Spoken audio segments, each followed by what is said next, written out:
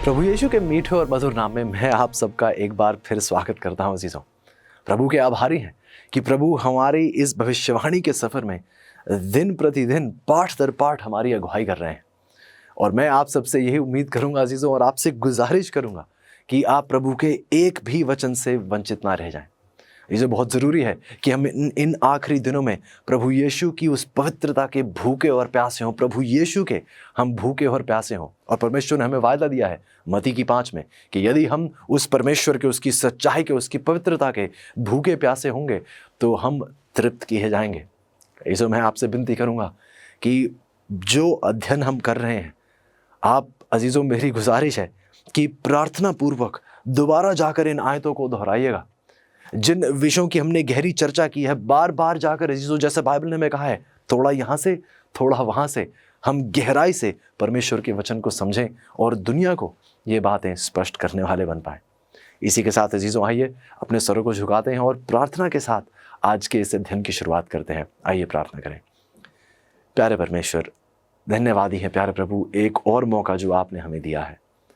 शुक्रगुजार हैं कि इस अहम लम्हे को आपने आशीषित दी है, एक ऐसी आशीष दी है प्रभु, ताकि हम आपके इस गहरे वचन पर अध्ययन कर पाएं। धन्यवादी हैं प्रभु कि आज की सीख एक बहुत अहम सीख है प्रभु, एक ऐसी सीख जो अक्सर नज़रअंदाज की जाती है, एक ऐसी सच्चाई प्रभु जो अनदेखी की जाती है। प्रभु आज विनती है, कृपया करके आप हमें अपनी पवित्र आत्मा से तृप्त करें। विनती है प्यारे प्रभु कि हमारे दिल में जहाँ कहीं भी पाप के दाग या धब्बे कहीं छिपे बैठे हैं, प्रभु गुजारिश है आपसे कि आप उन्हें हमारे जीवन से हमेशा के लिए दूर करें प्रभु, ताकि हम आपको संपूर्ण मन से स्वीकारने वाले बन पाएं। गुजारिश है प्यारे प्रभु कि आज की एक भी आयत हमसे चूक ना जाए, हमारा पूर्ण ध्यान आपके वचन पर हो, आपकी ओर। प्रभु विनती है कि आप कोई भी शैतानी ताकत जो हमें इस वचन से दूर करने की कोशिश करे, आप कृपया करके उसका खात्मा करें, ताकि हम हमेशा के लिए प्रभु आपके करीब पाए जाएं। प्रभु मैं अपने अजीज़ों का आभारी हूँ, और प्रभु मैं आपसे विनती करता हूँ कि आप प्रत्येक को अपनी आशीषों से माला माल करें, पवित्रता से भरपूर करें प्रभु, ताकि हम सब तैयार आप में होकर दुनिया को तैयार करने वाले बन पाएं। धन्यवादी है प्रभु आज के पाठ के लिए, और गुजारिश है आपसे कि आप कृपया करके अपनी पवित्र आत्मा की अगुवाई में हमें इस सच्चाई में और दृढ़ रूप से स्थापित करें, ताकि दुनिया देख पाए कि हमारा जीवन प्रभु यीशु जो हमारी चट्टान है, उस पर हमारा जीवन कायम है। शुक्रगुजार है प्रभु आज के इस लम्हे के लिए, और अपना सब कुछ आपके हाथों में सौंपकर हम अगला कदम लेना चाहते हैं। ये सब कुछ प्रभु हम आपके प्यारे बेटे प्रभु यीशु के नाम से मांगते हैं, आमीन आमीन। ऐसा आप सबका एक बार फिर स्वागत है। आज के हमारे पाठ का शीर्षक है इतिहास का खोया हुआ दिन। आप शायद सोच रहे होंगे, क्या ऐसा भी कोई दिन है जो खो चुका है? कहीं ऐसा तो नहीं है कि हमारे हफ्ते में 10 दिन हुआ करते थे या 12 दिन हुआ करते थे? नहीं अजीज़ों, हफ्ते में 7 ही दिन होते हैं। लेकिन एक ऐसा दिन है जिसके बारे में हम चर्चा नहीं करते हैं। हफ्ते का एक ऐसा दिन जिसको बाइबल बहुत अहमियत देती है, लेकिन हम गौर नहीं करते हैं कि इस दिन की सच्चाई क्या है, इसकी अहमियत क्या है, और परमेश्वर ने इस दिन को हमारे लिए एक भेंट के तौर पर क्यों दिया है। आइए आज इस सच्चाई को समझने की कोशिश करेंगे।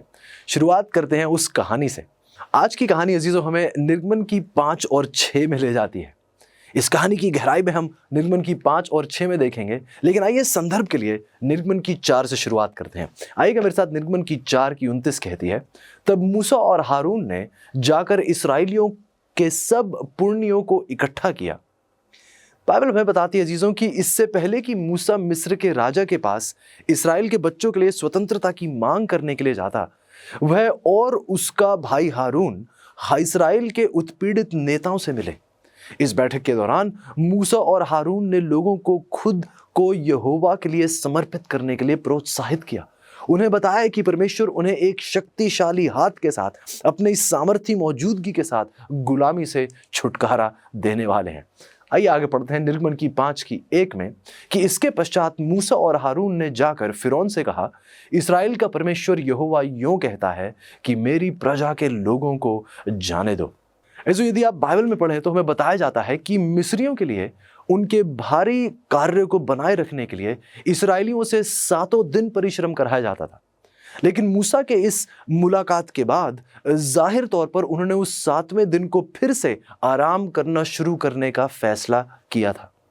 इसी कारण से आप देखते हैं कि फिरौन ने क्रोधित होकर मूसा और हारून से कुछ ऐसा कहा। आप निर्गमन की 5 में पढ़ सकते हैं। उसने कहा कि क्या फिर तुम उनको परिश्रम से विश्राम दिलाना चाहते हो। जो यहाँ यदि आप हिंदी में विश्राम शब्द को देखें तो यहाँ इब्रानी शब्द से जिससे इसका अनुवाद हुआ है वो इब्रानी शब्द है शबात, जो विश्राम की बात करता है, उस विश्राम दिन की बात करता है, पुकारता है हमें उस दिन के पालन के लिए।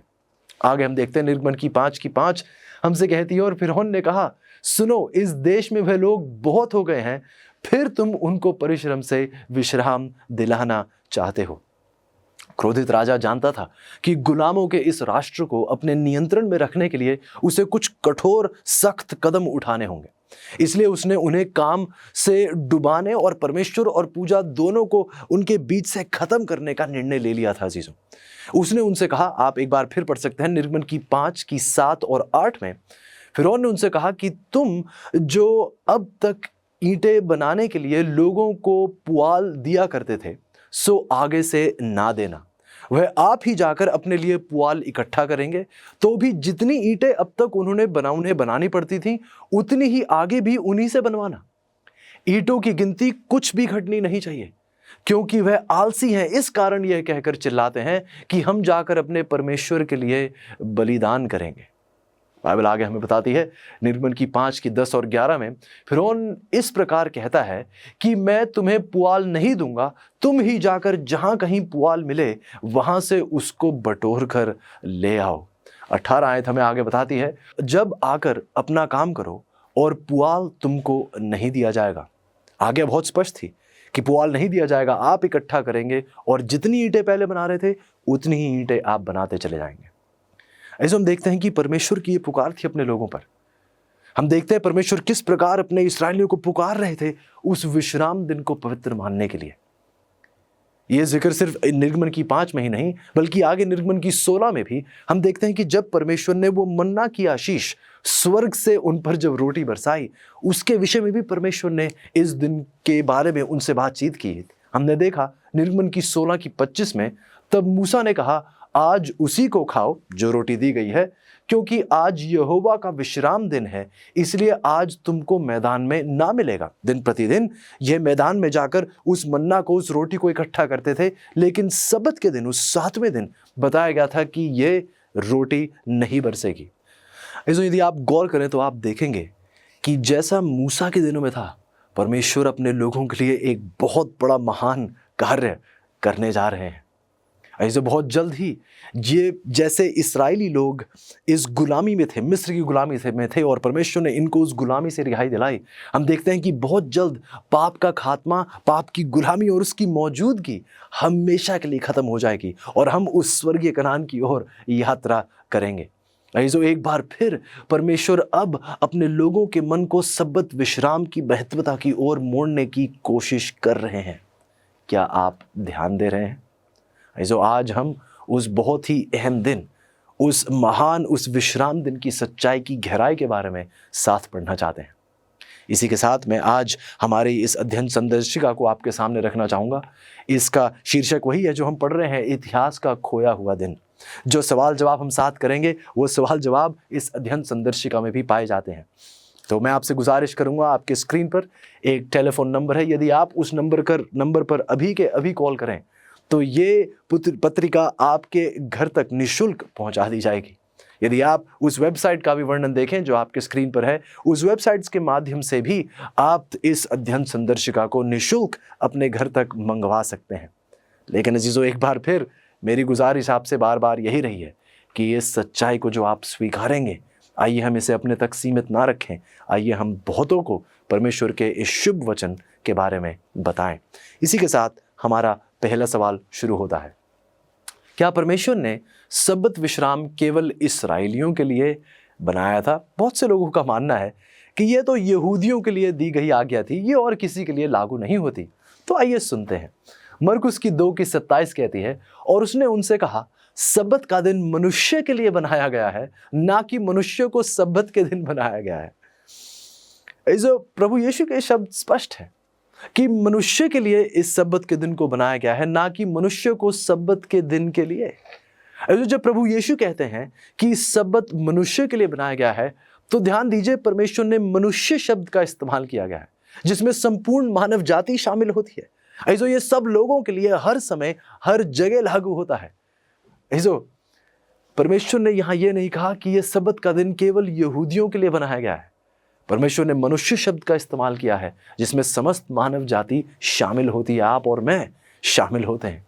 आगे सुनिएगा, यशायाह की 56:6 में बाइबल कहती है, परदेसी भी जो यहोवा के साथ इस इच्छा से मिले हुए हैं कि उसकी सेवा टहल करें और यहोवा के नाम से प्रीति रखें, उनके बारे में बताया जाता है कि यहोवा के सेवक बनने के लिए वह स्वयं को उससे जोड़ लेंगे। वह सब्बत के दिन को उपासना के एक विशेष दिन के रूप में माना करेंगे और वह मेरी वाचा का गंभीरता से पालन करेंगे।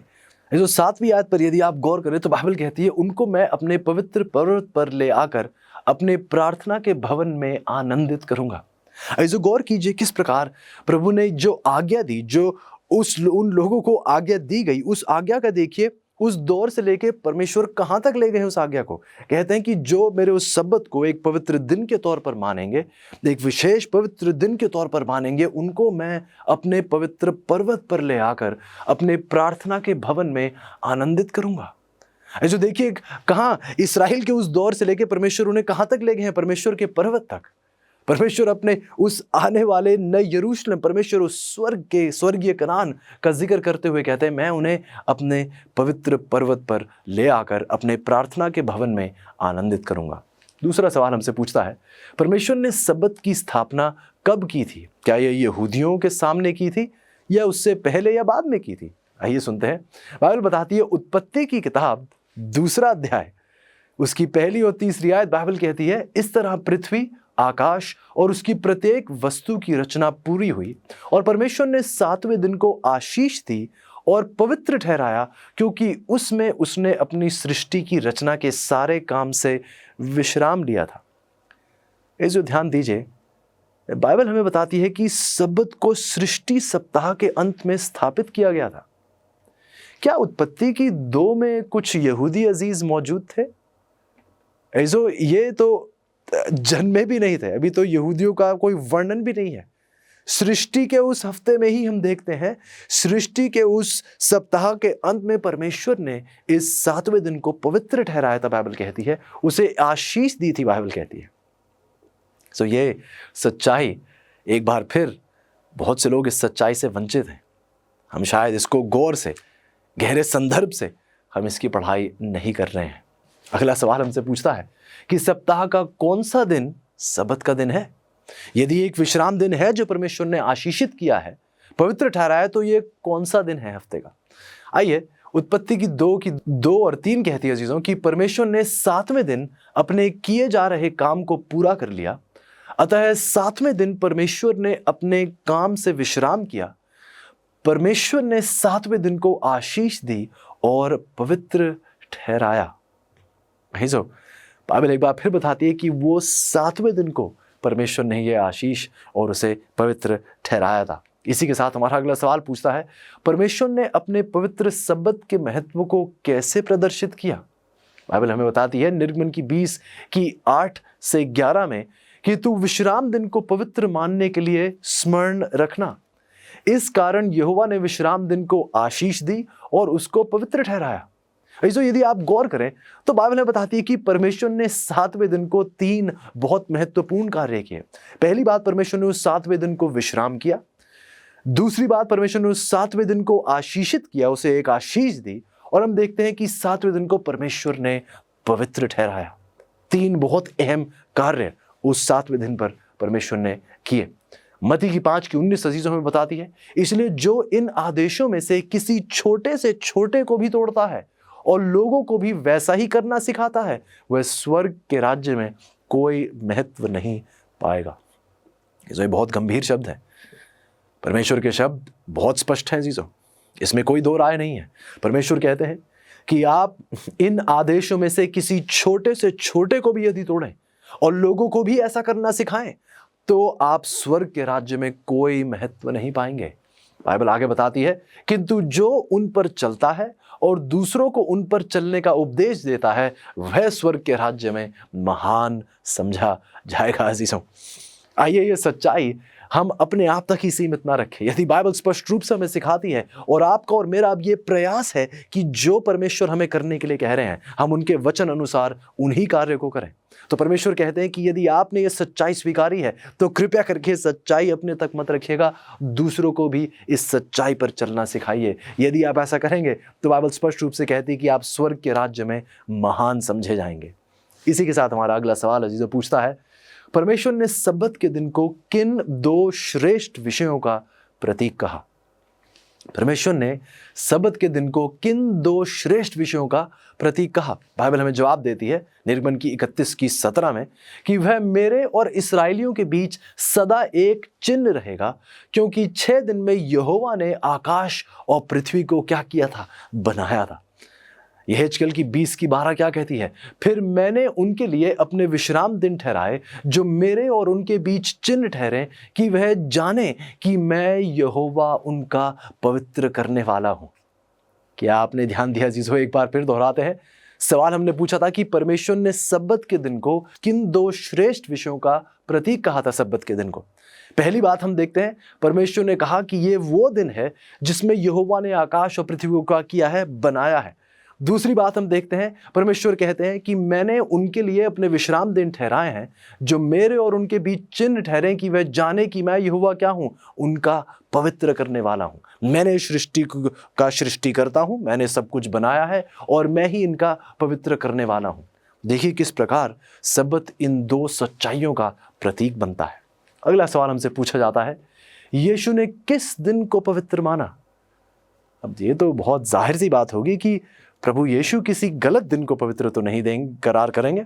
यदि प्रभु यीशु इस पृथ्वी पर थे तो प्रभु यीशु कौन से दिन को पवित्र मान रहे थे आज्ञा के अनुसार? लूका की 4:16 हमें जवाब देती है अजीजों, और वह नासरत में आया जहां पाला पोसा गया था और अपनी रीति के अनुसार सब्त के दिन आराधनालय में जाकर पढ़ने के लिए खड़ा हुआ। अजीजों, जवाब बहुत स्पष्ट है। क्या आप और मैं प्रभु यीशु का उदाहरण पर चलना चाहते हैं? क्या प्रभु यीशु की आज्ञाओं पर चलना चाहते हैं? क्या उनके नक्शे कदमों पर चलना चाहते हैं? बाइबल बताती है कि प्रभु यीशु अपनी रीति के अनुसार सब्बत के दिन, हफ्ते के वो 7वें दिन आराधनालय में जाकर पढ़ने के लिए खड़े हुए। अगला सवाल पूछता है चीजों की सब्बत के संदर्भ में पौलुस की क्या रीति थी? क्या प्रभु यीशु के चेले भी प्रभु यीशु के नक्शे कदमों पर ही चल रहे थे? आइए सुनते हैं। प्रकार ये प्रेरितों के काम की किताब है 17 अध्याय और 3 आयत में लिखा है, पौलुस अपनी रीति के अनुसार उनके पास गया और 3 सब्बत के दिन पवित्र शास्त्रों से उनके साथ विवाद किया। इसो मुझे बहुत दिलचस्प लगता है जब परमेश्वर के लोगों का वर्णन कुछ परमेश्वर जैसा ही किया जाता है। प्रभु यीशु अपनी रीति के अनुसार सब्बत के दिन जाते हैं, प्रभु का चुना हुआ भी अपनी रीति के अनुसार सब्बत के दिन आराधनालय में परमेश्वर की महिमा करने के लिए जाता है। प्रेरितों के काम की 18:4 में लिखा है, प्रत्येक सब्बत के दिन वह यहूदी आराधनालयों में तर्क वितर्क करके यहूदियों और यूनानियों को समझाने बुझाने का जत्न करते थे। क्या आपने ध्यान दिया कि सब्बत के दिन केवल यहूदी अजीज ही इस सच्चाई को नहीं सीख रहे थे? सब्बत के दिन यूनानी, अन्य जाति के लोग भी परमेश्वर की सच्चाई को स्वीकार रहे थे, इस उपासना के दिन को, इस पवित्र दिन को मान रहे थे। जो अगला सवाल हमसे पूछता है कि क्या प्रेरित भी सब्बत के दिन अन्य जातियों से मिलते थे? अभी हमने आयत पढ़ी है, पर और सबूत देखते हैं। प्रेरितों के काम की 13:42 हमसे कहती है, उन यहूदियों के सभा से बाहर निकलते ही अन्य जाति के लोग उनसे विनती करने लगे। क्या विनती थी? कि अगले सब्बत के दिन हमें ये बातें फिर सुनाई जाएं। जी हाँ चीज़ों, सब्बत के दिन अन्य जातियों से भी परमेश्वर के चेले मुलाकात करते थे और परमेश्वर का वचन उनसे साझा करते थे। अगला सवाल पूछता है चीज़ों कि अपने लोगों के पापों के लिए मरने के बाद क्या प्रभु यीशु चाहते थे कि वे सब्बत का पालन करें? कुछ लोगों का मानना है कि जब प्रभु यीशु की क्रूस पर मृत्यु हुई तो उनकी मृत्यु के बाद सब्बत की आज्ञा का पालन करना जरूरी नहीं था। उसके बाद सब्बत की कोई सच्चाई थी ही नहीं, दोबारा जाकर हमें उस पवित्र दिन को पवित्र मानने की जरूरत नहीं थी। आइए देखते हैं बाइबल क्या कहती है। मत्ती की 24:20 में लिखा है, प्रार्थना करो कि तुम्हें सर्दियों के दिनों में या सब्बत के दिन भागना ना पड़े, यदि आप संदर्भीय रूप से पढ़ें तो मत्ती की 24 में प्रभु यीशु उस यरूशलेम का जिक्र कर रहे हैं जब रोमी सेना का वार होगा इस यरूशलेम पर। और प्रभु उस आने वाले दौर में जो 70 ईस्वी में हुआ था, जो प्रभु यीशु की मृत्यु के कई बाद होने वाला था, प्रभु यीशु अपने चेलों से कह रहे थे कि प्रार्थना करना कि जब वो आपको भागना पड़े तो वो सर्दियों के दिन ना हो, आपको मुश्किल होगी, या सब्बत का दिन ना हो। एक मिनट, यदि अपनी मृत्यु के बाद प्रभु यीशु उनसे सब्बत पालन की उम्मीद ही नहीं कर रहे थे, तो फिर अपने मृत्यु के इतने सालों बाद भी प्रभु यीशु क्यों कह रहे हैं कि प्रार्थना करना कि सब्बत के दिन आपको भागना ना पड़े। प्रभु यीशु की सच्चाई का पालन करने से हम देखते हैं कि हमारी ही भलाई है, हमारा ही सुख है और हमें ही सबसे ज़्यादा शांति दी जाएगी। आइए हम प्रभु यीशु के साथ, प्रभु यीशु में बने हुए उसकी आज्ञाओं का पालन करें।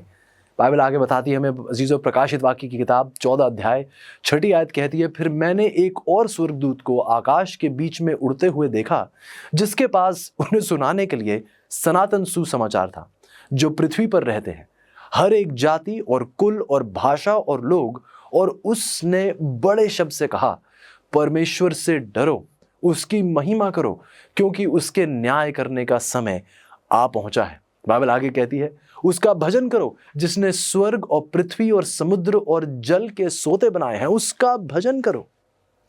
गौर कीजिए चीजों, बाइबल कहती है कि उस परमेश्वर का भजन करो जिसने स्वर्ग और पृथ्वी और समुद्र और जल के सोते बनाए हैं। यदि आप निर्गमन की 20 में जाएं अजीजों और देखेंगे उस चौथी आज्ञा के विषय में, जहां परमेश्वर ने उस सब्बत को, उस विश्राम दिन का पालन करने की बात की है, प्रभु ऐसे ही शब्दों का वहां इस्तेमाल करते हैं, उस परमेश्वर ने जिसने स्वर्ग और पृथ्वी और समुद्र और जल के सोते बनाए हैं। अभी अभी हमने देखा किस प्रकार सब्बत उन दो विषयों का प्रतीक बनता है। सबसे पहला प्रतीक इसी विषय का था, सबसे पहला विषय यही था जिसका सब्बत एक प्रतीक है कि परमेश्वर ने इस पृथ्वी को बनाया है। जो बाइबल कहती है कि आइए हम उसकी उपासना करें, आइए हम उसके गुणगान गाएं, उसका भजन करें जिसने स्वर्ग, पृथ्वी और समुद्र और जल के सोते बनाए हैं। यदि हम उसी के दिखाए हुए दिन पर, यदि हम उसी के दिखाए हुए नक्शे कदमों पर नहीं चलते हैं, तो हम उसका भजन कैसे कर सकते हैं? यदि उसी की बताई हुई बातों का हम पालन नहीं कर रहे हैं, तो हम उसका भजन करने की उम्मीद कैसे कर रहे हैं? हमारे टूटे हुए संसार के लिए क्या प्रभु की योजना जानना चाहते हैं? जैसे हम बाइबल की भविष्यवाणी देखते हैं, आप अपनी सबसे बड़ी चुनौतियों के लिए भरोसेमंद हल प्राप्त करना चाहते हैं। प्रोत्साहित करने वाली और प्रकाशन देने वाली amazing facts Bible study guide Bible पर आधारित 27 टॉपिकल लेसन्स प्रदान करती हैं, जिसमें सुंदर ग्राफिक्स और स्पष्ट उत्तर दिए गए हैं, जिसे समझना बहुत ही आसान है।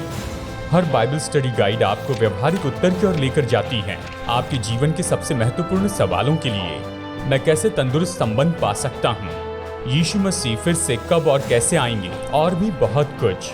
अपने भविष्य को अवसर पर मत छोड़िए, सत्य से अपने जीवन को बदल दीजिए। Amazing facts Bible study guide के द्वारा ये उपलब्ध हैं इंग्लिश, हिंदी, तमिल और तेलुगु भाषा में। तो इंतजार मत कीजिए, अपने स्टडी गाइड का पूरा सेट ऑर्डर कीजिए और विजिट कीजिए bookstore.aftv.in पर। अगला सवाल, क्या बाइबल सिखाती है कि अंतिम समय के परमेश्वर के लोग भी 7वें दिन सब्बत को पवित्र रखेंगे? हम देख रहे हैं कि उत्पत्ति की 2 में इसका वर्णन है, सृष्टि के दौर इसका वर्णन है, इस्राएलियों को यह सच्चाई दी जाती है। हम देख रहे हैं प्रभु यीशु इसका पालन कर रहे हैं, चेले इसकी आज्ञा का पालन कर रहे हैं, लेकिन क्या अंतिम समय में भी परमेश्वर के लोग इस 7वें दिन सब्बत को पवित्र मान रहे होंगे? बाइबल हमें बताती है जो प्रकाशित वाक्य की 12 की 17, अजगर जो शैतान है, वह स्त्री जो प्रभु की कलीसिया है, इस पर क्रोधित हुआ और उसकी शेष संतान से जो परमेश्वर की आज्ञाओं को मानते हैं और यीशु की गवाही देने पर स्थिर हैं, वह उनसे लड़ने को गया। जो बाइबल हमें बहुत स्पष्ट शब्दों में बताती कि शैतान उन पर वार कर रहा है इन अंतिम दिनों में। शैतान उन लोगों के विरुद्ध है इन अंतिम दिनों में जो परमेश्वर की आज्ञाओं को मानते हैं। बाइबल आगे हमें बताती है प्रकाशित वाक्य की 14:12 में पवित्र लोगों का धीरज इसी में है जो परमेश्वर की आज्ञाओं को मानते और यीशु पर विश्वास रखते हैं। प्रकाशित वाक्य की 22:14 कहती है कि धन्य वे हैं जो अपने वस्त्र धो लेते हैं, क्योंकि उन्हें जीवन के वृक्ष के पास आने का अधिकार मिलेगा। वह फाटकों से होकर नगर में प्रवेश करेंगे। ऐसा क्यों अजीजों? क्योंकि हम देखते हैं कि उन्होंने अपने वस्त्रों को धो लिया है, क्योंकि उन्होंने जीवन के वृक्ष के पास आने का अब उन्हें अधिकार मिलेगा। क्यों? क्योंकि वह परमेश्वर में परिवर्तित हुए हैं, परमेश्वर की आज्ञाएं मानते हैं। इन्हें जो परमेश्वर की आज्ञाएं मान रहे हैं उन्हें ये मौका दिया जाता है, ये अनुमति दी जाती है कि वह उस जीवन के वृक्ष के करीब आए। उन्हें इजाजत दी जाएगी कि वह नगर में प्रवेश करें। तो मैं आपसे पूछना चाहूंगा, क्या आप उस वर्ग का हिस्सा नहीं होना चाहते जो प्रभु यीशु के साथ उस स्वर्गीय स्थान में प्रवेश करेंगे? क्या आप नहीं चाहते कि आप भी उन लोगों का भाग हों जो इन अंतिम दिनों में परमेश्वर की आज्ञाओं का पालन कर रहे हैं? और बाइबल बताती है कि उन्हीं को अनुमति दी जाएगी कि वह जीवन के वृक्ष के करीब आए, उस नगर में प्रवेश कर पाए। हे जो प्रभु आज आपके सामने पुकार रखते हैं कि आप प्रभु यीशु के साथ होकर उसकी आज्ञाओं के पालन में आगे बढ़ते चले जाएं। इसी के साथ हमारा अगला सवाल पूछता है, क्या सभी बचाए हुए लोग स्वर्ग में भी सब्बत का पालन करेंगे? बाइबल बताती है हमें अजीजों, यशायाह की किताब उसका 66 अध्याय उसकी 22 और 23 आयत कहती है, क्योंकि जिस प्रकार नया आकाश और नई पृथ्वी जो मैं बनाने पर हूं मेरे सम्मुख बनी रहेगी, उसी प्रकार तुम्हारा वंश और तुम्हारा नाम भी बना रहेगा। यहोवा की ये वाणी है। आगे सुनिए, फिर ऐसा होगा कि एक विश्राम दिन से दूसरे विश्राम दिन तक कितने लोग, समस्त प्राणी मेरे सामने दंडवत करने को आया करेंगे। यहोवा का यही वचन है। ये जो परमेश्वर का वचन बहुत स्पष्ट शब्दों में कहता है कि सभी युगों के छुड़ाए हुए लोग परमेश्वर के सब्बत को स्वर्ग और नई पृथ्वी में एक साथ मनाया करेंगे। जो बाइबल बहुत स्पष्ट है, सृष्टि से लेकर नई सृष्टि तक बाइबल हमें बताती है कि परमेश्वर के लोग उस विश्राम दिन को, सब्बत के दिन की सच्चाई की अहमियत को समझेंगे, उस दिन को पवित्र मानेंगे। इस मुकाम पर मैं आपसे ये भी कहना चाहता हूं कि इस दिन को पवित्र मानना सिर्फ यही नहीं है कि हमने उन 24 घंटों को पवित्र देख लिया है, मान लिया है, चुपचाप बैठे रहेंगे। नहीं अजीजों, इस दिन को पवित्र ठहराया गया। क्यों? ताकि इस दिन हमारा ध्यान किसी दुनियादारी की चीजों पर ना हो, हम परमेश्वर के करीब आए, हम परमेश्वर के गले लगें। कोई कहता है कि मैं तो ऐसे रोज करता हूं। हाँ अजीजों जी, आप रोज करते हैं, लेकिन क्या आपको पता है कि हर रिश्ते को गहरा बनाने के लिए, हर रिश्ते को मजबूत बनाने के लिए आप ये नहीं कह सकते कि मैं सुबह उठ के, जिसका मेरे साथ गहरा रिश्ता है, आपके पति या पत्नी हो या आपके कुछ मित्र हो, सुबह उठकर मैंने एक बार बात कर ली थी उनसे, या शाम को सोने से पहले एक बार बात कर ली, मेरा बहुत गहरा रिश्ता है। ऐसे रिश्ते बरकरार नहीं रहते, मजबूत नहीं होते। समय दिया जाना चाहिए। और ये 7वां दिन उसी समय की अहमियत को हमारे सामने रखता है। एक ऐसा दिन जब आप अपने प्रेमी परमेश्वर के साथ सारा समय बिताते हैं और अपना सब कुछ एक तरफ रख देते हैं। परमेश्वर ने अजीजों आपको और मुझे 6 दिन दिए हैं जिसमें हम परिश्रम करें, कार्य करें, मेहनत करें। लेकिन एक दिन प्रभु उस पूरे हफ्ते में से मांगते हैं जहां वह कहते हैं कि मैं नहीं चाहता कि आपका ध्यान अब किसी भी और तरफ हो। मैंने 6 दिन तक आपको बरकरार रखा, आपको सब कुछ दिया है, आपके मांगने से ज्यादा, आपकी कल्पना से परे। लेकिन क्या अब आप मुझे इस हफ्ते का एक दिन संपूर्ण तरीके से देने के लिए तैयार हैं या नहीं? एक ऐसा दिन जब आप और मैं बहुत घनिष्ठता में एक दूसरे के साथ समय बिताएं ताकि हमारे रिश्ते में मजबूती आए। इसको क्या आप नहीं चाहते कि आपके प्रेमी परमेश्वर के साथ आपका एक गहरा, एक बहुत ही सामर्थी रिश्ता बने? आज प्रभु आपको पुकार रहे हैं। ध्यान दीजिएगा अजीजों, प्रभु आपको पुकार रहे हैं। अगला सवाल हमसे पूछता है, क्या हम निश्चित हो सकते हैं कि सप्ताह का वर्तमान 7वां दिन, शनिवार का दिन, क्या यही सब्बत का दिन है जिसे यीशु ने पवित्र ठहराया था? बहुत से लोगों का यह भी सवाल है, हमें कैसे पता कि आज का 7वां दिन सृष्टि का 7वां दिन था? क्या हम सही दिन को पवित्र मान रहे हैं? तो आइए पढ़ते हैं। लूका की 23 की 54 में लिखा है, वह तैयारी का दिन शुक्रवार का दिन था और सब्बत का दिन आरंभ होने पर था। आप इस बात से सहमत है कि जब प्रभु यीशु को क्रूस पर चढ़ाया गया था, जब प्रभु यीशु की क्रूस पर मृत्यु हुई, वह वो शुक्रवार का दिन था। बाइबल उस शुक्रवार के दिन को, मुझे आयत बहुत अच्छी लगती है क्योंकि साथ में परमेश्वर उसे हफ्ते का छठा दिन नहीं, उसे तैयारी का दिन कहा जाता है। आप शायद सवाल पूछ रहे हैं, तैयारी किस चीज के लिए तैयारी? क्यों? क्योंकि बाइबल क्या कहती है? सब्बत का दिन आरंभ होने पर था। गौर कीजिए अजीजों, परमेश्वर ने हमें 24 घंटे दिए हैं। छठे दिन में हमें 24 घंटे दिए जाते हैं ताकि हम परमेश्वर के साथ समय बिताने के लिए तैयार हो पाए। अब आप ही अपने आप से पूछिए, यदि आप किसी से प्रेम करते हैं और आप उनसे मिलने जा रहे हैं, क्या आप तैयारी नहीं करते? ऐसे सच सच बोलिएगा ईमानदारी से। जब आप जिससे प्रेम करते हैं उन्हें मिलने जा रहे हैं तो आप सुनेंगे कई नौजवान हफ्तों पहले ही तैयार हो जाते हैं, कपड़े इस्त्री कर लिए जाते हैं, पता कर लेते हैं कि हम कहाँ मिलेंगे, कैसे मिलेंगे, क्या बोलेंगे। क्यों? क्योंकि दिल में एक उत्सुकता है उससे मिलने की जिससे प्रेम है। जो क्या परमेश्वर को एक उत्सुकता नहीं होती है? क्या परमेश्वर नहीं चाहते कि हम भी उनके साथ बैठकर समय बिताएं, और जब उसके साथ हों तो हमारा ध्यान किसी और चीज पर ना हो, केवल उस परमेश्वर की ओर हो जो हमसे प्रेम करता है। बाइबल बताती है कि इस तैयारी के दिन में सब्बत का दिन अब आरंभ होने पर था। आगे यदि आप पढ़ें तो बाइबल बताती है हमें लूका की 23:56 में, उन्होंने लौटकर सुगंधित वस्तुएं और इत्र तैयार किया और सब्बत के दिन आज्ञा के अनुसार विश्राम किया।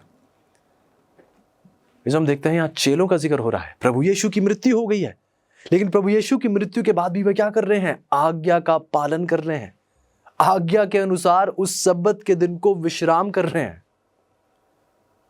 जो शुक्रवार का दिन आया, हफ्ते का छठा दिन, ठीक उसके बाद ये सब्बत का दिन शुरू होता है। हम देखते हैं चेले आज्ञा के अनुसार विश्राम दिन को पवित्र मानते हैं। अगली आयत हमें बताती है लूका की 24:1 में, परंतु सप्ताह के पहले दिन वह कब्र पर आई। एक मिनट, हम यहां क्या देख रहे हैं? बाइबल हमें बताती है कि तैयारी का दिन वो शुक्रवार का दिन जब प्रभु यीशु को क्रूस पर चढ़ाया गया, सब्बत का दिन अगला दिन शनिवार का दिन जब प्रभु यीशु कब्र में थे, और फिर ठीक उसके बाद कौन सा दिन? पहला दिन जब वह कब्र पर आई। ऐसा हम देखते हैं कि सब्बत के एक दिन पहले शुक्रवार का दिन, जिसे बाइबल तैयारी का दिन कहती है, यह वो दिन था जब प्रभु यीशु को सूली पर चढ़ाया गया। मरकुस की 15:42 इसकी पुष्टि करती है। फिर यीशु आज्ञा के अनुसार जैसा उन्होंने समस्त मानव जाति को करने के लिए सिखाया है, प्रभु यीशु अपनी कब्र में ही है। क्या कभी किसी ने सवाल पूछा कि प्रभु यीशु अगले दिन क्यों नहीं जी उठे? 2 दिन बाद क्यों नहीं जी उठे? 4 दिन बाद क्यों नहीं जी उठे? वह तीसरे ही दिन क्यों उठे? शुक्रवार के दिन की मृत्यु होती है, अगले दिन भी उठ सकते थे, लेकिन नहीं। जब हम देखते हैं कि वो सब्बत का दिन था, वो विश्राम दिन था, प्रभु यीशु अपनी कब्र में ही है। लूका की 23:56 हमें बताती है। फिर ठीक उसके बाद हफ्ते के पहले दिन प्रभु यीशु जी उठे, ठीक सब्बत के अगले दिन, जैसे मरकुस की 16:1-6 में हम पाते हैं। ऐसे दुनिया भर के मसीही आज भी उस दिन को, जिस दिन प्रभु यीशु जी उठे, आज भी दुनिया भर के मसीही उसे ईस्टर रविवार के रूप में मानते हैं। तो एक बहुत सीधा सा सवाल, क्या किसी के मन में कोई आशंका है कि ये ईस्टर का दिन जिसे कहा जाता है, जिस दिन प्रभु यीशु जीवित उठे, जिस दिन जी उठे, ये कौन सा दिन है हफ्ते का? क्या किसी को कोई आशंका है, कोई शक है? नहीं, सब इस बात से स्पष्ट है, साबित है, मान चुके हैं कि वो कौन सा दिन था? हफ्ते का पहला दिन, रविवार का दिन। तो एक मिनट, यदि हफ्ते के पहले दिन के बारे में हमें कोई शक नहीं है, तो उस हफ्ते के एक दिन से पहले जो दिन आता है, क्या उसके बारे में कोई शक होना चाहिए? बिल्कुल नहीं। उस हफ्ते से पहले, रविवार के दिन से पहले कौन सा दिन आता है? शनिवार का दिन, जो हफ्ते का 7वां दिन होता है। ऐसे ध्यान दीजिएगा, बाइबल स्पष्ट रूप से हमें यहां दिखा देती है कि सब्बत शुक्रवार के बाद का दिन और रविवार से एक दिन पहले का दिन है। आप किसी भी कैलेंडर पर आप उठा लें तो सप्ताह के उस दिन का पता लगाना बहुत आसान हो जाता है। बहुत आसानी से आप देख सकते हैं। बाइबल इस बात को साबित कर देती है कि बाइबल के मुताबिक हफ्ते के कौन से दिन को पवित्र माना जाता है परमेश्वर के द्वारा।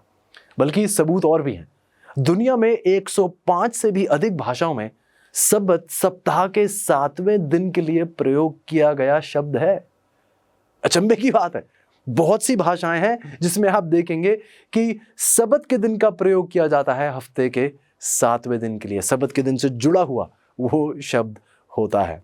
यदि आप स्पेन की भाषा, स्पेनिश भाषा में देखें तो 7वें दिन को साबदो कहा जाता है, जो आप देखिए एक बार फिर सब्बत के नाम के साथ मेल खाता है। अजीजों, सबूत बहुत हैं यदि हम देखने के लिए तैयार हैं तो, लेकिन सबूत यहीं नहीं रुक जाते। हम देखते हैं कि अमेरिका नौसेना की ऑब्जर्वेटरी जो है वॉशिंगटन डीसी अमेरिका में जो पाई जाती है, उनके द्वारा एक चिट्ठी लिखी गई थी 1932 की एक ये चिट्ठी है। वो कहते हैं कि साप्ताहिक चक्र की निरंतरता में कोई बदलाव नहीं आया है। जो साप्ताहिक चक्र की 7 दिन का ये चक्र है, इसमें इसकी निरंतरता में कोई भी बदलाव नहीं आया है। अगला सवाल अजीज, क्या परमेश्वर किसी को अपना पवित्र दिन बदलने की अनुमति देते हैं? जो परमेश्वर के बोले गए वचन, क्या किसी को भी अनुमति है कि वह परमेश्वर के वचन, उसकी आज्ञाओं में कोई बदलाव ला सके, उसके साथ छेड़छाड़ कर सके? सुनते हैं, नीति वचन की किताब 30 अध्याय 5वीं और 6ठी आयत कहती है कि ईश्वर के एक एक वचन ताया हुआ है, उसके वचनों में कुछ मत बढ़ा, ऐसा ना हो कि वह तुझे डांटे और तू झूठा ठहरे। ऐसा हम देखते हैं कि परमेश्वर ने 10 आज्ञाओं को देने से ठीक पहले, जैसा कि व्यवस्था विवरण के 5वें अध्याय में उन्होंने वर्णन किया है, उन्होंने गंभीरता से चेतावनी दी कि कोई भी उनमें ना तो जोड़े और ना ही घटाए। व्यवस्था विवरण की 4:2 में आप पढ़ सकते हैं। बल्कि उन्हें ठीक वैसे ही रखा जाना था जैसे उन्हें यह दिया गया था। इसमें से कुछ भी ऐसा करने से क्या होता है, बाइबल कहती है कि आप परमेश्वर के वचन में कुछ ना बढ़ाएं, नहीं तो आप ऐसा ना हो कि परमेश्वर आपको डांटे और आप क्या ठहरे, आप एक झूठा व्यक्ति ठहरे। निर्गमन की 20:11 यदि आप पढ़ें तो बाइबल कहती है कि परमेश्वर ने अपने विश्राम दिन को आशीष दी, जैसा कहा आइए हम वैसे ही उसका पालन करें। ऐसो यदि आप गौर करें तो जब परमेश्वर किसी वस्तु पर आशीष देते हैं तो वो आशीष सदा के लिए उस पर कायम रहती है। पहले इतिहास की 17:27 में आप इसका वर्णन देख सकते हैं। ऐसो परमेश्वर भजन संहिता की 89:34 में कहते हैं कि मैं अपनी वाचा ना तोड़ूंगा और जो मेरे मुंह से निकल चुका है उसे मैं नहीं बदलूंगा। लेकिन अजीजों, कुछ लोग हैं जो आज स्वीकारने के लिए तैयार हैं कि उन्होंने परमेश्वर के पवित्र सब्बत को रविवार में बदल दिया है। लेकिन अजीजों, परमेश्वर के जो सच्चे शिष्य हैं, परमेश्वर के जो लोग उसकी सच्चाइयों में जुड़े हुए हैं, वह और किसी भी व्यक्ति की बातों को नहीं स्वीकारते हैं। उनका मार्गदर्शक केवल परमेश्वर और परमेश्वर ही है और कोई उनका मार्गदर्शक नहीं बन सकता। और ये आगे हम और गहराई से इन बातों की चर्चा करते हैं। दानियल की 7:25 यदि आप देखें तो हमें बताया जाता है कि एक ऐसी ताकत है जो समयों और व्यवस्था के बदल देने की आशा करेगा। इसके बारे में हम और गहराई से पढ़ेंगे, लेकिन आइए हम देख लेते हैं कि बाइबल पहले ही बता देती है कि हाँ, एक ऐसी ताकत जरूर है जो परमेश्वर की व्यवस्था, परमेश्वर का समय। 1 मिनट, क्या आपने ध्यान दिया है कि यहाँ समय और व्यवस्था को बदलने की आशा की गई है? क्या आपको पता है कि व्यवस्था में केवल एक ही ऐसा कानून है जो समय से भी जुड़ा हुआ है? 10 आज्ञाओं में सिर्फ एक ही ऐसी आज्ञा है जो एक समय का भी वर्णन है, और वो चौथी आज्ञा जो सब्बत की आज्ञा है, जो उस दिन को पवित्र मानने की आज्ञा है। समय और व्यवस्था भी है। आइए अजीजों, यदि आप इब्रानियों की 4:9 पढ़ें तो बाइबल कहती है, सो जान लो कि परमेश्वर के लोगों के लिए सब्बत का विश्राम बाकी है। यदि आप इस शब्द को देखें अजीजों, ये नए नियम की मूल भाषा यूनानी भाषा है, और यूनानी भाषा में यदि आप इस शब्द को देखें तो शब्द है सबटिस्मोस, जिसका अर्थ होता है सब्बत का पालन करना, वो विश्राम दिन के पालन की पुकार, यह शब्द है। आगे देखते हैं अजीजों, अगला सवाल हमसे पूछता है कि सब्बत कब शुरू और कब खत्म होता है? ये एक बहुत दिलचस्प सच्चाई है, क्योंकि अक्सर जिस तरीके से हम दिनों की गिनती करते हैं, बाइबल हमेशा वैसी गिनती नहीं करती है। आइए बाइबल से सुनते हैं। लेवी व्यवस्था की किताब 23 अध्याय और 32 आयत में लिखा है, तुम सांझ से लेकर दूसरी सांझ तक अपना विश्राम दिन माना करना। अजीजों, ये मेरे शब्द नहीं, ये हमारी सोच नहीं, परमेश्वर की आज्ञा है कि हम सांझ से लेकर, उस सूरज के डूबने से लेकर दूसरी सांझ तक, दूसरे सूरज के डूबने तक विश्राम दिन को माना करें। मरकुस की किताब उसकी 1:32 में हम पढ़ते हैं, संध्या के समय जब सूरज डूब गया। अजीजों, सब्बत का समय शुक्रवार को सूर्यास्त से शुरू होता है और शनिवार को सूर्यास्त पर समाप्त होता है। ऐसे ही परमेश्वर की गिनती है, मानवता की गिनती आप और मैं गिनते हैं कि जब रात के 12 बज जाएंगे, उस आधी रात के बाद नया दिन शुरू होता है। लेकिन परमेश्वर के लिए सूर्यास्त के साथ दिन की शुरुआत होती है। तो शुक्रवार के सूर्यास्त के साथ सब्बत की शुरुआत होती है और शनिवार के सूर्यास्त के साथ उस सब्बत की समाप्ति होती है। ऐसा बाइबल सिखाती है, ऐसा परमेश्वर हमें करने के लिए सिखाते हैं। अगला सवाल हमसे पूछता है, प्रकाशित वाक्य की 1:10 के अनुसार प्रभु का दिन कौन सा दिन है? यह एक बहुत अहम सवाल है।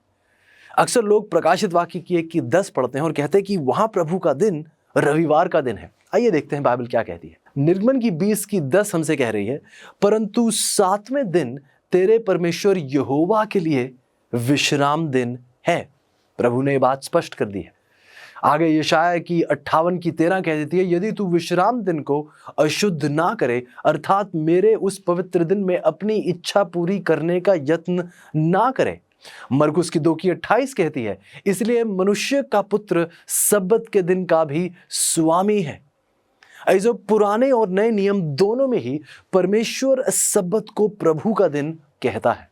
यह भी आज्ञा देता है कि लोगों को परमेश्वर के विश्राम दिन को रोंदने का, पाप करने के विरुद्ध चेतावनी भी दी जाती है। यशाया की 58:1-13 में आप इसका वर्णन देख सकते हैं। जो परमेश्वर ये घोषणा करते हैं कि उसका पवित्र सब्बत सभी लोगों के लिए है। यशाया की 56:2-7 में आप पढ़ सकते हैं।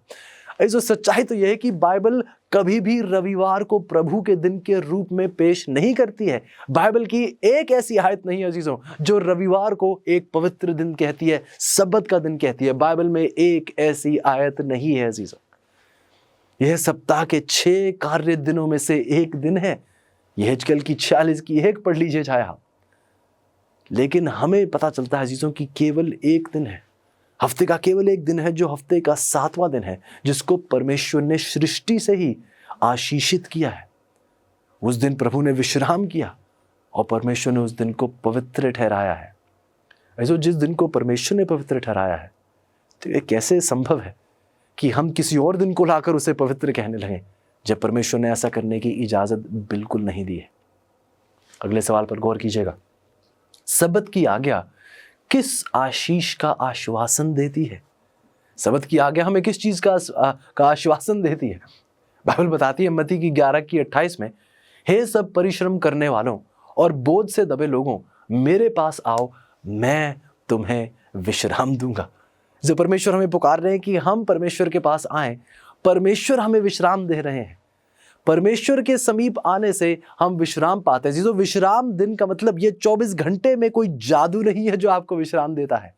जब इन 24 घंटों में खास तौर से हम प्रभु यीशु के करीब आते हैं, प्रभु यीशु के समीप पहुंचते हैं, प्रभु यीशु के साथ एक गहरा रिश्ता जोड़ते हैं, प्रभु यीशु हमारा विश्राम बनते हैं।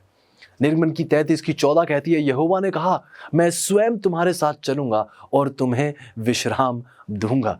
इब्रानियों की 4:5 कहती है, वह कभी मेरे विश्राम में सम्मिलित नहीं होंगे। अगर आप गौर करें जीजो, तो आप देखेंगे कि 10 आज्ञाओं में से प्रत्येक आज्ञा का एक आत्मिक अर्थ है। हर आज्ञा का एक गहरा आत्मिक अर्थ है जिसे हमें समझने की जरूरत है।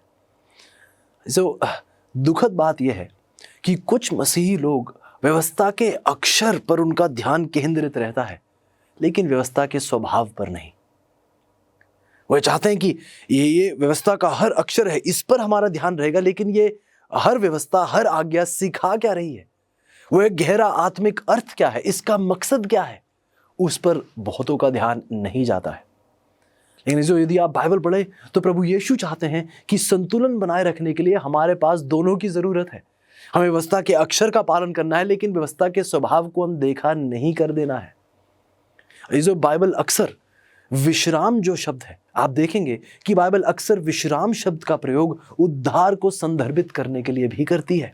इब्रानियों की 4:1 पढ़ लीजिए, उसकी 4वीं आयत, 9वीं आयत, 10वीं आयत, वहां बाइबल ये कहती है कि जो वास्तव में परिवर्तन के विश्राम की ओर ले जाए गए हैं, जो लोग वास्तव में परिवर्तन के विश्राम की ओर ले जाए गए हैं, और जो प्रभु यीशु मसीह में बने रहते हैं वही लोग, गौर से सुनिएगा अजीजों, वही लोग 7वें दिन सब्बत को मसीही विश्राम के प्रतीक के रूप में रखेंगे। एक बार फिर आपके सामने वचन दोहराता हूं अजीजों, इब्रानियों की 4 की 1 और उस 4 की 4थी आयत, 9वीं आयत, 10वीं आयत, यहां बाइबल हमसे कहती है कि जो वास्तव में परिवर्तन के विश्राम की ओर ले जाए गए हैं, ये वो लोग हैं जो प्रभु यीशु को स्वीकार चुके हैं। और क्योंकि ये प्रभु यीशु को पूर्ण रूप से स्वीकार चुके हैं, ये परमेश्वर के उस 7वें दिन सब्बत को प्रभु यीशु के उस मसीही विश्राम के प्रतीक के रूप में मानेंगे। उस हफ्ते के 7वें दिन को, उस सब्बत के दिन को बाइबल आगे अजीजों हमें बताती है, यूहन्ना की 14 की 15 में प्रभु यीशु के दिल की यह पुकार है हमारे लिए कि यदि तुम मुझसे प्रेम रखते हो तो मेरी आज्ञाओं को मानोगे। हम साथ पढ़ चुके हैं अजीजों पिछले पाठ में कि जब परमेश्वर हमसे कहते हैं कि यदि आप मुझसे प्रेम रखते हैं तो मेरी आज्ञाओं को मानेंगे, ये कोई चुनौती नहीं है, बल्कि ये एक पुकार है, ये एक वायदा है। परमेश्वर यहाँ हमारी निंदा नहीं कर रहे ये कहते हुए कि आप आज्ञा का पालन नहीं कर रहे, आप में काबिलियत नहीं है प्रेम करने की, नहीं।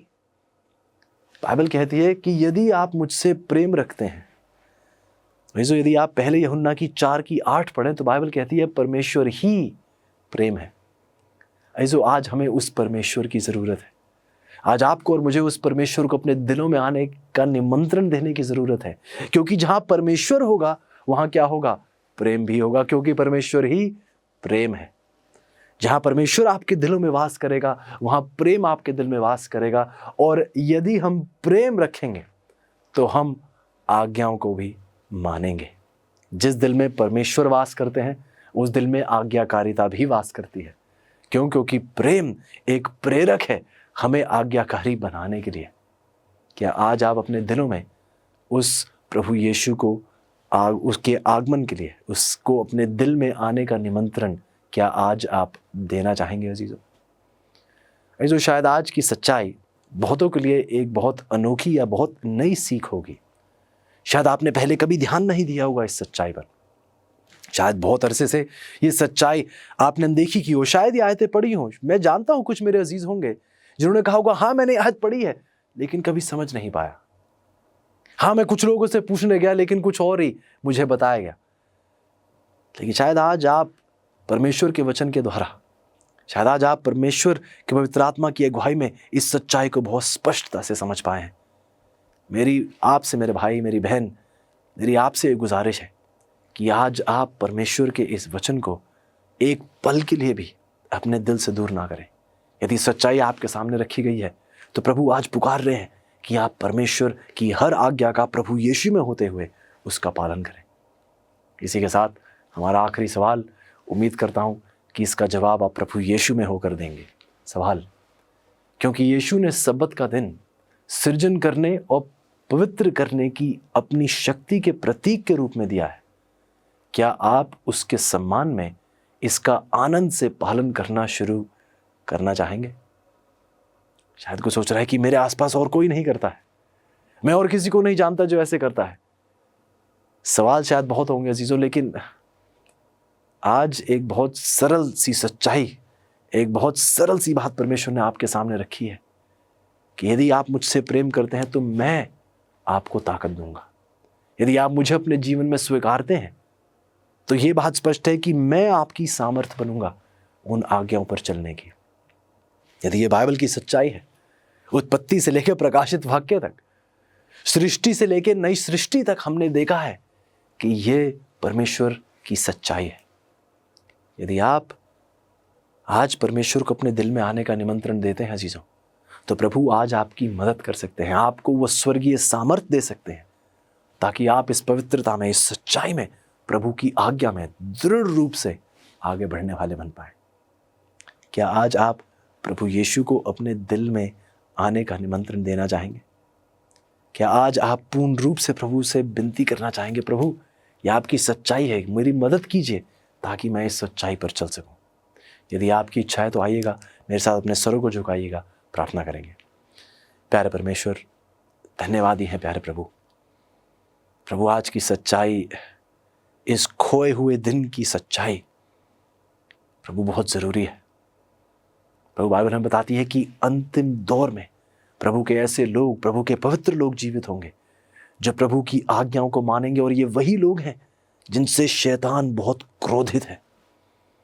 उसका वार इन लोगों पर होता है प्रभु अंतिम दौर में। और हमारी विनती है प्रभु, हम इस लायक तो नहीं है, पर हमारी विनती है कि हमारी मदद कीजिए कि हम दुनिया के सामने आपकी इन सच्चाइयों को ऊंचा उठा सकें। और फिर चाहे प्रभु पूरा ब्रह्मांड भी हम पर वार करे, यदि प्रभु यीशु हमारे साथ हैं तो हम हर वार का सामना कर सकते हैं। धन्यवादी हैं प्यारे प्रभु। विनती करता हूं अपने प्रत्येक अजीजों के लिए, शुक्रगुजार हूं प्रभु आपके वचन की सच्चाई और गहराई के लिए। और विनती है प्रभु कि आप हम प्रत्येक को अपने आगमन के लिए तैयार करें, और जब हम आप में तैयार हों प्रभु तो हम दूसरों को भी प्रेरणा दे सकें। हमारी जीवन शैली एक प्रेरणा बन सके दूसरों के लिए, कि बाकी भी प्रभु के बहुत करीबी जीवन बिताएं और प्रभु के आगमन के लिए तैयार हों। हमारी मदद कीजिएगा प्रभु। हमें डर से जीने के लिए नहीं, बल्कि विश्वास से जीने के लिए हमारी हिम्मत और सामत प्रभु हमें आपसे चाहिए। विनती करता हूँ अपने प्रत्येक अजीज़ों के लिए कि प्रभु आप हम सबको और हमारे घर परिवारों को एक रोशनी का बाइस बनाएं, ताकि इस अंधकार के दौर में हम प्रभु यीशु की रोशनी से इस पूरी दुनिया को उज्ज्वलित करने वाले बन पाएं। धन्यवादी हैं प्रभु इस महान आशीष के लिए। शुक्रगुजार हूँ कि आज किसी ने पूर्ण रूप से आपको स्वीकारा है। आपके नाम की महिमा हमेशा से हमेशा तक होती चली जाए प्रभु, क्योंकि ये सब कुछ हम आपके प्यारे बेटे प्रभु यीशु के नाम से मांगते हैं, आमीन।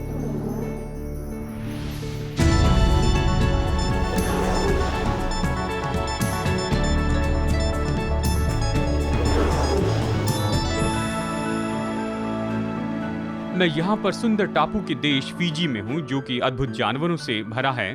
बहुत सी हरियाली है और बहुत उत्तम सीनरी है। यहाँ पर के लोग तो दुनिया में सबसे बेहतर हैं, लेकिन यह हमेशा ऐसे नहीं था। एक समय से नरभक्षी टापू के रूप में जाना जाता था। फिजी योद्धा साउथ पैसिफिक में सबसे बड़े योद्धा थे और उनसे बहुत लोग डरते थे। अभी आप अनुमान लगा सकते हैं कि क्यों इस हथियार का वो उपयोग करते थे कि अपने शत्रु की गर्दन को तोड़ दे।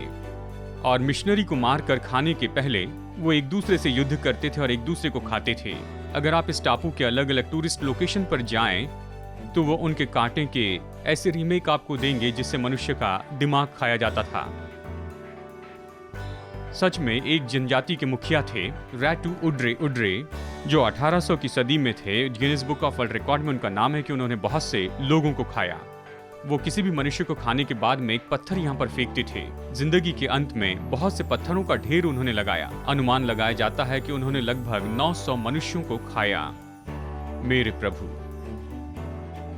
जानते हैं फिजी के लोग ही ऐसे नहीं जो कि पहले नरभक्षी हुआ करते थे, लेकिन बाइबल ये कहती है कि हम सब लोग इस योग्य हैं कि हम नरभक्षी हो जाएं। गलातियों 5:15 कहता है, पर यदि तुम एक दूसरे को दांत से काटते और फाड़ खाते हो, इसका मतलब है पीठ पीछे बोलने से लोगों का हम अपमान करते हैं। एक विख्यात मिशनरी पैट्रिक, जब वह ऐसे ही नरभक्षी टापू पर जा रहे थे, उनके परिवार और दोस्तों ने कहा कि मत जाइए, नहीं तो तुम्हें खा लिया जाएगा।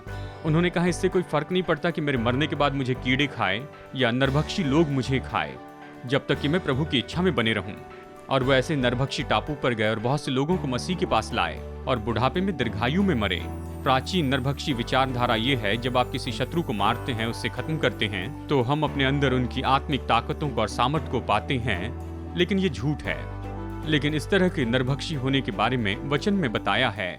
बिल्कुल सही। यीशु ने यूहन्ना अध्याय 6:53 में कहा, जब तक तुम मेरा मांस न खाओ और लहू न पियो, तुम में कोई जीवन नहीं है। ऐसा करने के लिए हथियारों की जरूरत नहीं, आपको बस उसका वचन पढ़ना है और उसके जीवन के बारे में सीखें और विश्वास से उसे अपना प्रभु स्वीकार करें, और आप नया दिल पाएंगे और नई सृष्टि बनेंगे।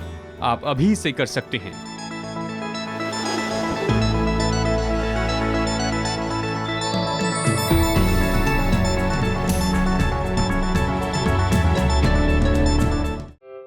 पर्याप्त अमेजिंग फैक्ट्स बाइबल अध्ययन नहीं मिल सका? अधिक सच्चाई से भरे कार्यक्रमों का आनंद लेने के लिए आपको अगले सप्ताह तक प्रतीक्षा करने की आवश्यकता नहीं है। Amazing facts India media library AFTV.in पर जाएं। AFTV AFTV.in पर आप सीधे अपने कंप्यूटर या मोबाइल यंत्र से कई भाषाओं में वीडियो प्रस्तुतियों के साथ साथ मुद्रित सामग्री का आनंद दिन के 24 घंटे सप्ताह के 7 दिन ले सकते हैं। AFTV.in पर जाएं। क्या आपके बच्चों को मज़ा करना पसंद है? मुझे तो है।